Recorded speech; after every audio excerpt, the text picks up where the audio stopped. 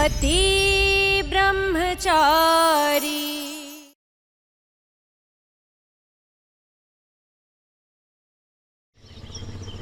सूरज, क्या तुम्हें अभी भी लगता है कि काव्य और आरव के रिश्ते को सेकंड चांस नहीं मिलना चाहिए? हाँ, मुझे अब भी लगता है कि ये मौका नहीं देना चाहिए उसे, क्योंकि ना हर लड़की ईशा होती है और ना हर लड़का सूरज। सूरज, सूरज, मेरी बात सुनो। सूरज, सूरज, सूरज। ईशा,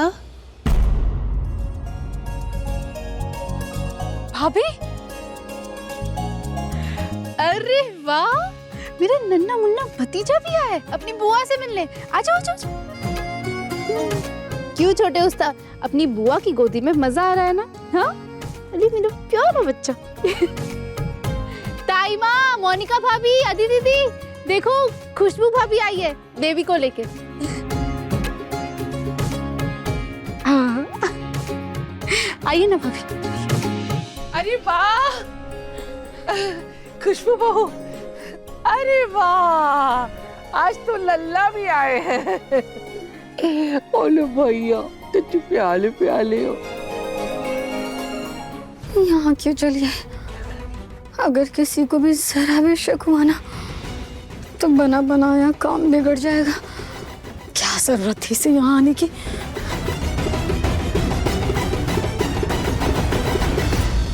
भाभी, भाभिया, कैसी हो? ठीक। कितना क्यूट है।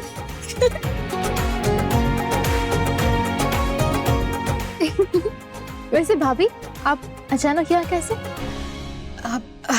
वो मंदिर गई थी मैं, तो पंडित जी ने ना बेबी के लिए रक्षा मौली दिया था, तो मैंने सोचा मोनिका जी के बच्चे के लिए भी ले लो। इसी बहाने उनके बच्ची से भी मिलना हो गया। अच्छा किया। अब खड़ी क्यों है? खुशबू बहू बैठी ना, आइए आइए, दे दो, आराम से आराम से।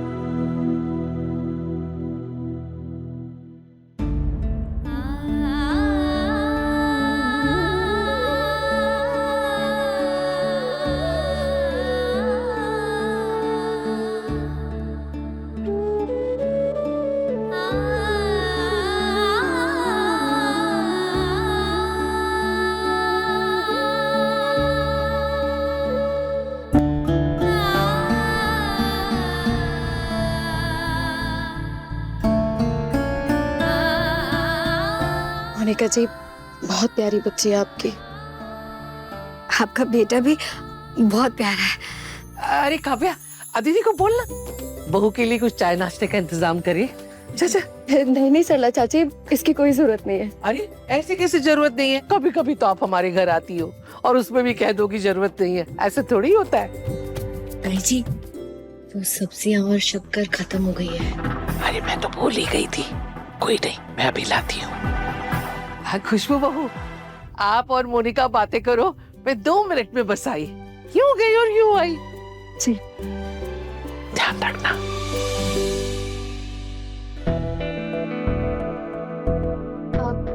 काव्या, तुम भी जाके आराम करो। आप, मोनिका जी है मेरे पास। ईशा,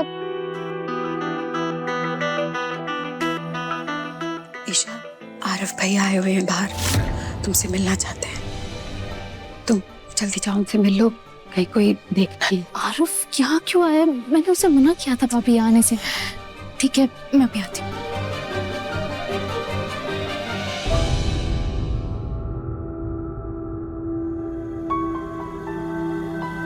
मोनिका जी, आप मेरी बच्ची का ध्यान तो रख रही है ना? हाँ, बहुत अच्छे से रख रही हूँ। हमारे घर की लक्ष्मी जो है, अरे इसका तो मैं दिल लगा के ख्याल रखती हूँ। एक बात कान खोल कर सुन लीजिए, अगर मुझे पता चला या मैंने देखा कि आप मेरी बच्ची को अपना दूध नहीं पिला रही हैं ना, तो लक्ष्मी भी भूल जाइएगा। अब मैं पिला देती हूँ, दीजिए।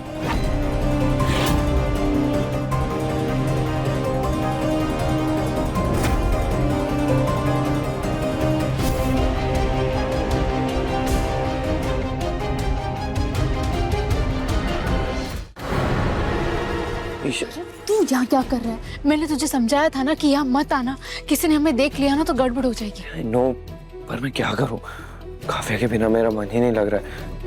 देख, मैंने जो भी गलतियां की है ना, उसकी मैं कोई भी सजा भुगतने को तैयार हूँ। बस मुझे प्लीज काफिया से माफी दिलवा दे। अब फिर हे कुंज बिहारी मैं हारी, 2 पैसे बचाने की सोचो, 4 खर्चे मुंह बाय खड़े रहते हैं।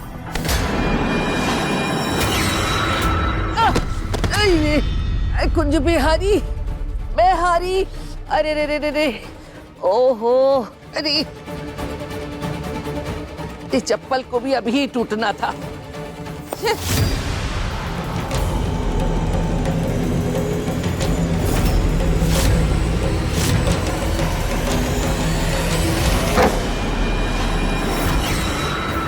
ये बाकी बिहारी,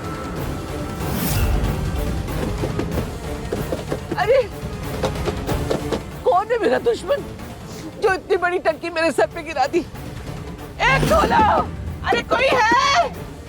बचाओ, मैं यहाँ टंकी में हूँ, मुझे बचाओ। ए बाकी बिहारी बचा लो मुझे।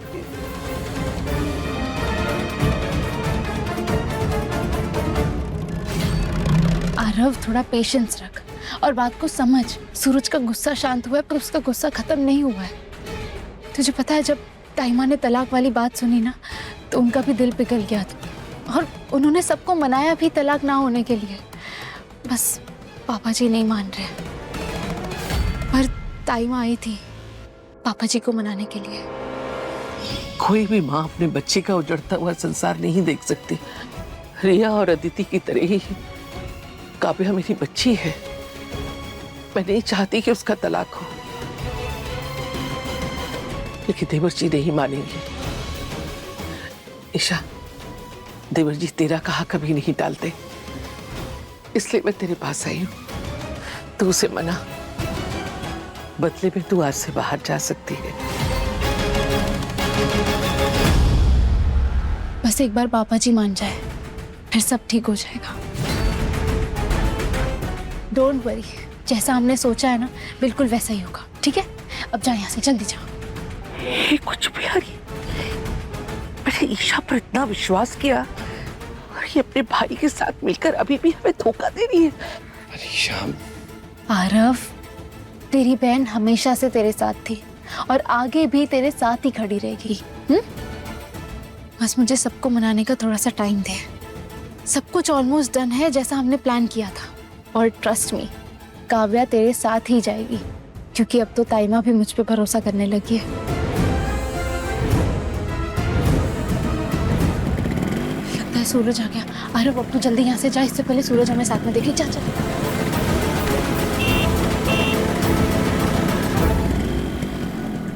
सूरज बचाओ, सूरज बचाओ, सूरज मैं यहाँ हूँ। सूरज, ताइमा की आवाज। सूरज, सूरज मैं यहाँ हूँ। सूरज बचाओ, सूरज। ताइमा, ताइमा, अब टंकी में कैसे?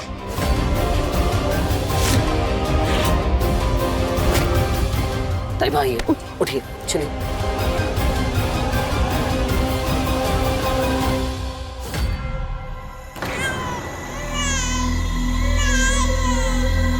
किसने किया ये?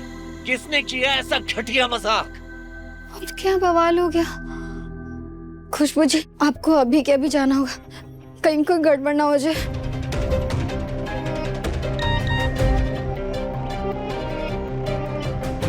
भाभी प्लीज जल्दी आइए, निकलना होगा।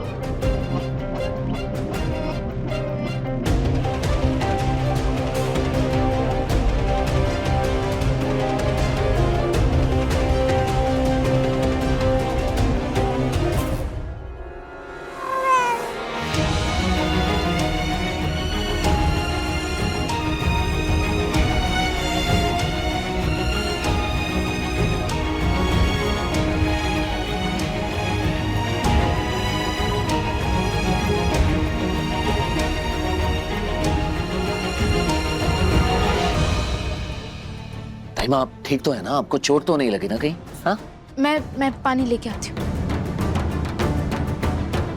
मेरे तो पाँव दुख गए पैदल चलते चलते। मैं दोबारा आपके साथ नहीं जाने वाली।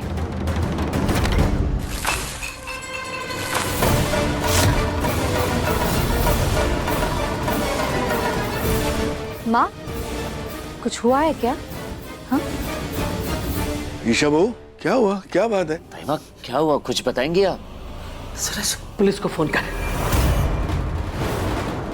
पुलिस? क्या बात हो गई भाभी? क्या बात है? कोई बताएगा क्या हुआ? आज ये महारानी और इसका भाई दोनों जेल की सलाखों के पीछे जाएंगे, और वो भी घरेलू हिंसा के अपराध में।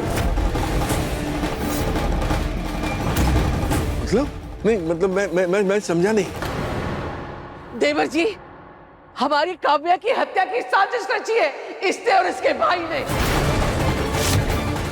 इस अपराध में ये दोनों जेल में चक्के घिसेंगे, समझ गए सब लोग? कैसी बातें कर रही हैं भाभी? कभी कभी ना आप कुछ भी बोल जाती हैं बिना सोचे समझे। मैं कुछ भी नहीं बोल रही हूँ देवर जी, मैं वही बोल रही हूँ जो मैंने आपकी सीधी सादी बहू के मुंह से सच्चाई सुनी है और जो सच को देखा है, वही बोल रही हूँ। ये जिसे आप सीधी सादी बेचारी बहू समझते हैं ना, ये नाटक कर रही है, दिखावा है ये इसका कि इसने अपने भाई के साथ सारे रिश्ते तोड़ दिए, जबकि असल में इसने और इसके भाई ने मिलकर हमसे बदला लिया है। हमारी काव्या का ऐसा हाल करके ये धूल झोंक रही है हमारी आंखों। इसे हमारी काव्या की बहुत फिक्र है, जबकि आज भी अपने भाई के साथ खड़ी है। बताइए क्यों हमें बनाना चाहती है कि ये दोनों अलग ना हो? क्योंकि ये समझती है कि हम सब बेवकूफ हैं और इसने और इसके भाई ने मिलकर जो खेल रचा है, ये दोनों उसमें बाजी मार लेंगे।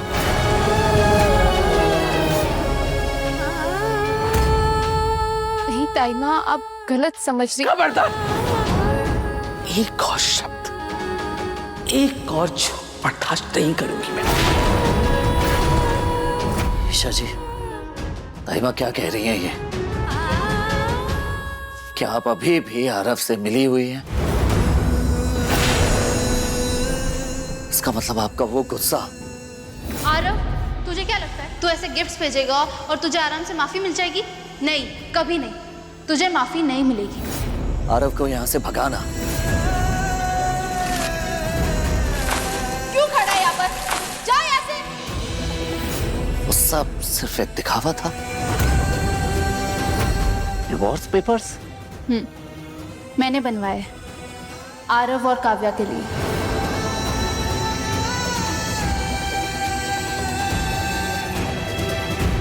सूरज, मैं सब बताती हूँ तुम्हें। ईशा जी, मैंने पहले ही कहा था कि मेरा भरोसा मत तोड़ना। मैं सब बताती हूँ। ईशा जी, ताइमा जो कह रही है, क्या वो वाकई सच है? आपका अपने भाई आरव के साथ नाराज होना क्या वाकई एक ढोंग था? हाँ या ना? सूरज, पहले मेरी। ईशा जी, मुझे जवाब सिर्फ हाँ या ना में चाहिए। हाँ, पर पहले। हाँ या ना? हाँ।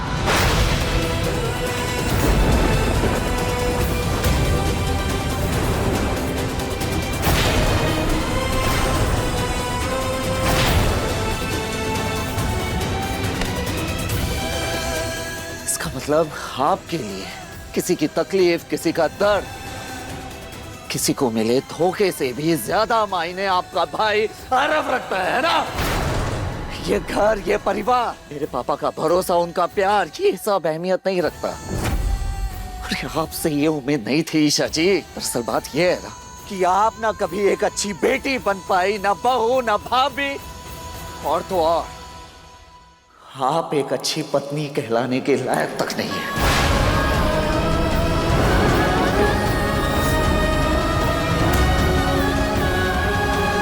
क्या देख क्या रही हैं आप?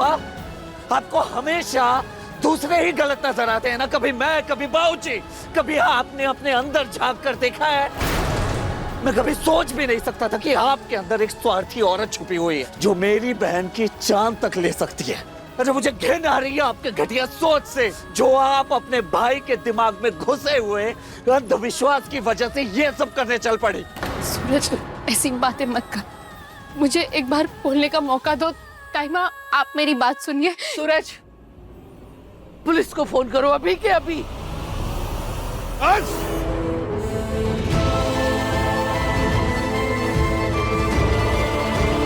इस घर में पुलिस नहीं आएगी। देवर जी,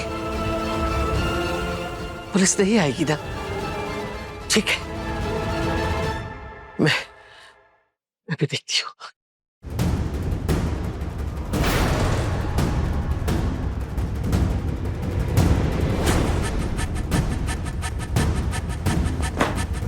देवर जी, पुलिस इस घर में नहीं आ सकती है ना? ठीक है, ये महारानी यहां से जाएगी। अगर मेरी काव्या के दामन पर तलाकशुदा औरत का धब्बा लगेगा तो ये महारानी भी आज से छोड़ी हुई औरत कहलाएगी।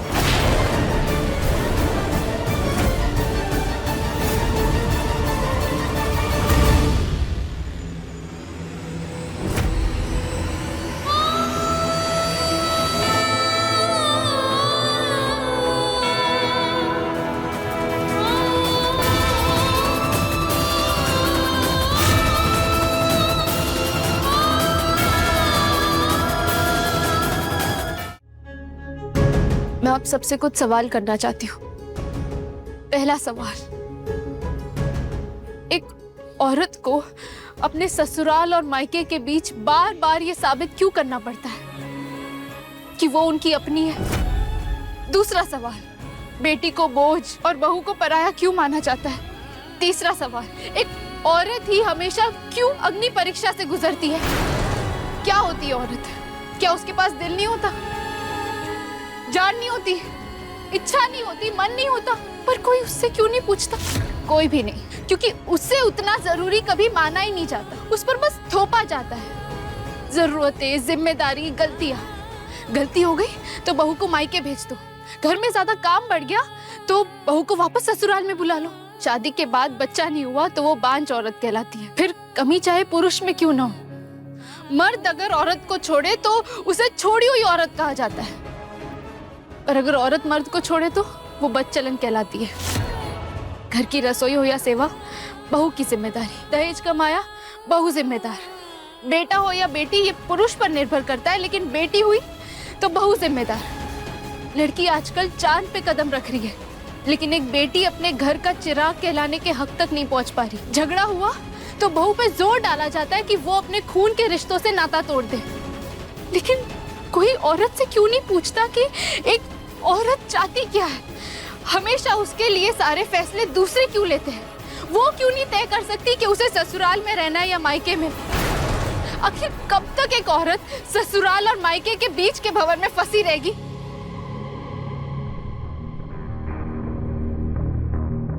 मुझे आज भी इस पर भरोसा है कि अगर ये लड़की अपने भाई आरव से मिल भी रही है तो इसके पीछे इसकी कभी कोई गलत मंशा हो ही नहीं सकती। मैं दावे के साथ कह सकता हूं कि ईशा बहू मेरी काव्या का ना तो कल बुरा चाहती थी, ना आज चाहती है, ना ही कभी आगे चाहेगी। वाह देवर जी, आपकी बहू ने बड़ी बड़ी बातें करी और आपने भी उसकी पीठ थपथपा दी और उसकी तरफ खड़े हो गए। दुनिया की सुसंस्कारी योग्य बहू और आप महान ससुर बन गए। लेकिन देवर जी, आज मुझे भी कुछ सवाल करने हैं। इसकी गज भर की जबान यहाँ हम सबके सामने क्यों चल रही है? वहां उसके बाप, भाई, दादी के सामने क्यों नहीं चली? जब उन लोगों ने हमारी काव्या को मारने की साजिश रची, क्यों नहीं उनकी आंखों में आंखें डालकर सवाल किया? जब गुलाब सिंह ने मेरी काव्या को इस हालत में अपने घर से बाहर फेंक दिया, क्यों नहीं अपने भाई के मुंह पे तमाचा लगाया? जब एक गरीब की बेटी हमारी काव्या को अपनी कुंडली का दोष मिटाने के लिए बलि चढ़ा दिया,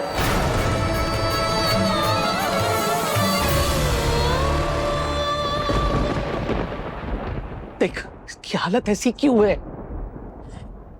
क्योंकि ये गरीब की बेटी ये अपने हक की लड़ाई नहीं लड़ सकती। क्यों एक अमीर को अपनी ताकत दिखाने के लिए एक गरीब को दबाना पड़ता है? क्यों गरीब का ही शोषण होता है? क्यों एक अमीर एक गरीब की इज्जत उछाल देता है?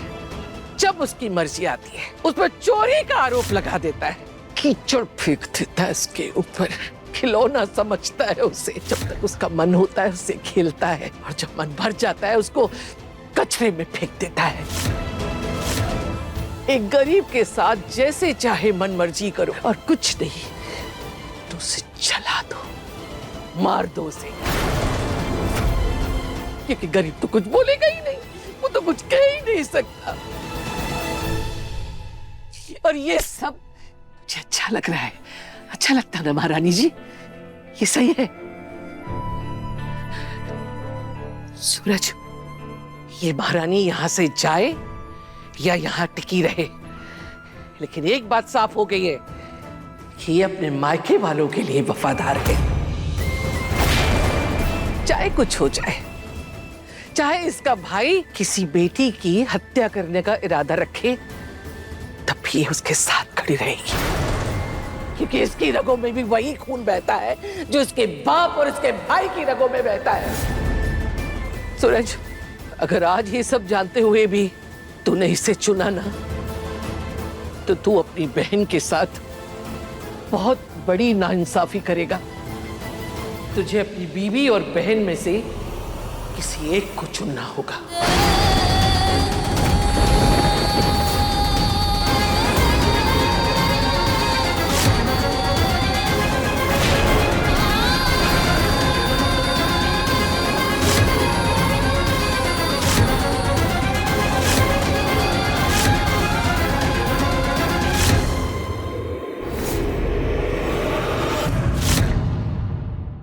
उस वक्त तुम्हारे साथ कोई नहीं था, इसलिए तुमने आईएएस बनने का सपना छोड़ दिया। अब मैं हूं ना तुम्हारे साथ, मैं भी अब तुम्हें आईएएस बना कर रहूं। बस ईशा जी बस, अब मैं अपनी जिद पर उतर गया हूँ। मैं हमेशा गुंडा बनकर ही रहूंगा, लेकिन आईएएस नहीं बनूंगा।